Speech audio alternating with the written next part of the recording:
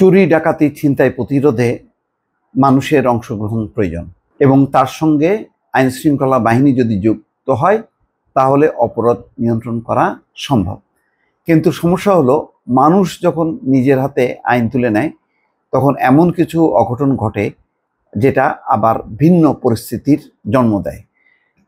তেমনই একটি ঘটনা ঘটেছে। দর্শক, শিরোনামটা বলি তাহলে বুঝতে পারবেন। উত্তরা এলাকায় যে ঘটনা ঘটেছে সেটি হচ্ছে ছিনতাইয়ের অভিযোগে দুজনকে ফুট ওভার ব্রিজে ঝুলিয়ে রাখলো স্থানীয় লোকজন।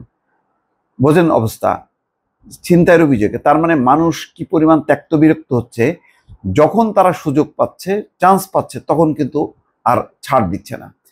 কিন্তু যেটা হচ্ছে যে তাহলে আবার মব জাস্টিস তৈরি হচ্ছে।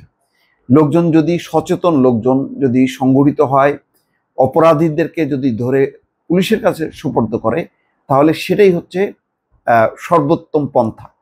কিন্তু লোকজন নিজেই আইন হাতে তুলে নিয়ে যখন কি মারধর করে, তার জীবন নাশের দিকে চলে যায়, তখন কিন্তু সেটি আবার গ্রহণযোগ্য হয় না।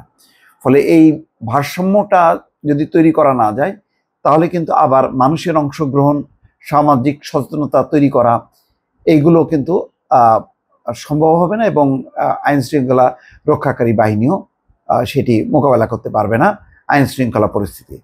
এখন উত্তরায় কি ঘটেছে? রাজধানীর উত্তরায় ছিনতাইয়ের অভিযোগে দুজনকে আটক করে গণপিটুনি দিয়েছে স্থানীয় লোকজন। পরে দড়ি দিয়ে তাদের বেঁধে ঝুলিয়ে রাখা হয়। মঙ্গলবার রাত 9টার দিকে এই ঘটনা ঘটেছে। উত্তরা পূর্ব থানার ওসি শামীম আহমেদ বলেন, উত্তরার বিএনএস সেন্টারের সামনে ফুট ওভার ব্রিজে দুজনকে ঝুলিয়ে রাখা হয়েছিল। খবর পেয়ে পুলিশ তাদের উদ্ধার করে হাসপাতালে নিয়ে যায়। দুজনের অবস্থা আশঙ্কাজনক। তাদের বেঁধে গণপিটুনির একটি ভিডিও সামাজিক যোগাযোগ মাধ্যমে ছড়িয়ে পড়ে। এতে দেখা যায় স্থানীয় লোকজনদের কেউ কেউ তাদের মারধর করেন। ঘটনাস্থলে উপস্থিত পুলিশ সদস্যদের তাদের নিবৃত্ত করতে দেখা যায়। কেউ কেউ এই দৃশ্য মোবাইল ফোনে ভিডিও করছিলেন। তার মানে দেখেন দর্শক, যে পরিস্থিতিটা কি, যে মানুষ উল্লাস করছে, আবার এগুলো আবার অতিরিক্ত। যখন যদি কোনো দুর্ঘটনা ঘটতো, যদি মারা পড়তো, তখন কিন্তু মানুষ আবার মব জাস্টিসের বিরুদ্ধে বলতো। তাহলে উপায়টা কি? এখন সামাজিক প্রতিরোধ দরকার, মানুষের অংশগ্রহণ দরকার। তাহলে দুষ্কৃতিকারীরা ভয় পাবে, ছিনতাইকারীরা ভয় পাবে।